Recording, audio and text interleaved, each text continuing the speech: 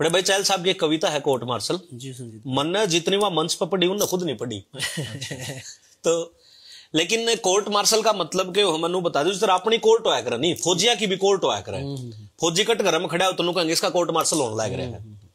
तो कविता है या कि आर्मी कोर्ट रूम में आज एक केस अनोखा अड़ा था, छाती तान अफसरों के आगे फौजी बलवान खड़ा था। बिन हुक्म बलवान तूने ये कदम कैसे उठा लिया, किससे पूछ के उस रात तू दुश्मन की सीमा में जा लिया।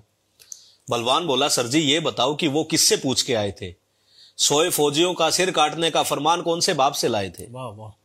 अब बलवान का जवाब में सवाल दागना अफसरों को पसंद नहीं आया और बीच वाले अफसर ने लिखने के लिए जल्दी से पेन उठाया। एक बोला कि बलवान हमें ऊपर जवाब देना है, तेरे काटे हुए सिर का पूरा हिसाब देना है, तेरी इस करतूत ने हमारी नाक कटवा दी, अंतरराष्ट्रीय बिरादरी में तूने थू थू करवा दी। बलवान सिंह खून का कड़वा घूंट पी के रह गया, आंख में आया आंसू भीतर ही बह गया। बोला साहब जी अगर कोई आपकी मां की इज्जत लूटता हो, आपकी बहन बेटी या पत्नी को सरेआम मारता कूटता हो, तो आप पहले अपने बाप का हुक्मनामा लाओगे या घर की लूटती इज्जत को खुद बचाओगे। अफसर नीचे झांकने लगा, एक ही जगह पर ताकने लगा। बलवान बोला साहब जी गांव का गवार हूं, बस इतना जानता हूं कौन कहां है, देश का दुश्मन सरहद पे खड़ा खड़ा पहचानता हूं। सीधा सा आदमी हूं साहब, मैं कोई आंधी नहीं हूं, और थप्पड़ खा के गाल आगे कर दूं मैं वो गांधी नहीं हूं। अगर सरहद पे खड़े होकर गोली न चलाने की मुनादी है तो साहब माफ करना, ये काहे की आजादी है। और सुनो साहब जी, सरहद पे छिड़ी जब जब भी लड़ाई है, भारत मां दुश्मन से नहीं आप जैसों से हारती आई है। ये वोटों की राजनीति लोकतंत्र का मैल है, भारतीय सेना इस राजनीति की रखेल है। ये हमें क्या हुक्म देंगे जो खुद ही भिखारी हैं, किन्नर हैं सारे के सारे, ना कोई नर है ना कोई नारी है। और ज्यादा कुछ कहूं तो साहब दोनों हाथ जोड़ के माफी है, दुश्मन का पेशाब निकालने के लिए हमारी आंख ही काफी है। और साहब एक बात बताओ, वर्तमान से थोड़ा सा पीछे जाओ, जब कारगिल में अपना पंजाब वाला यार जसवंत खोया था, आप गवाओ साहब उस दिन मैं बिल्कुल भी नहीं रोया था। खुद उसके शरीर को गांव में जाकर उतार कर आया था, उसके दोनों बच्चों के सिर साहब मैं पुचकार कर आया था।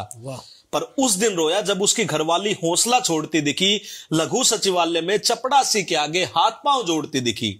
आग लग गई साहब, दिल किया सबके छक्के छुड़ा दूं, चपड़ासी और चरित्रहीन अफसर को मैं गोली से उड़ा दूं।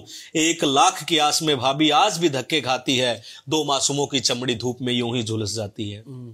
और साहब सही जोगिंदर सिंह को तो नहीं भूले होंगे आप, घर में जवान बहन थी जिसकी अंधा था जिसका बाप।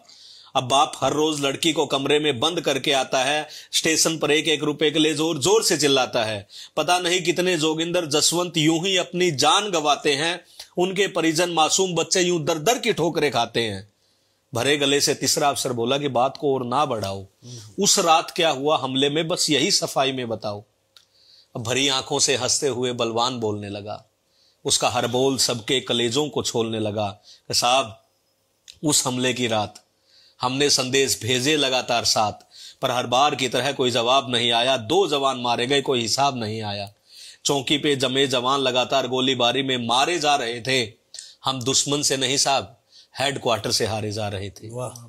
फिर दुश्मन के हाथ में कटार देख मेरा सिर चकरा गया, गुरमेल का कटा हुआ सिर जब दुश्मन के हाथ में आ गया। फेंक दिया ट्रांसमीटर, कुछ और सूझ नहीं आई थी, और बिना आदेश के पहली मर्तबा सर मैंने बंदूक उठाई थी। गुरमेल का सिर लिए दुश्मन रेखा पार कर गया, पीछे पीछे मैं भी अपने पांव उसकी धरती पे धर गया, पर वापिस हार का मुंह न देख कर आया हूं।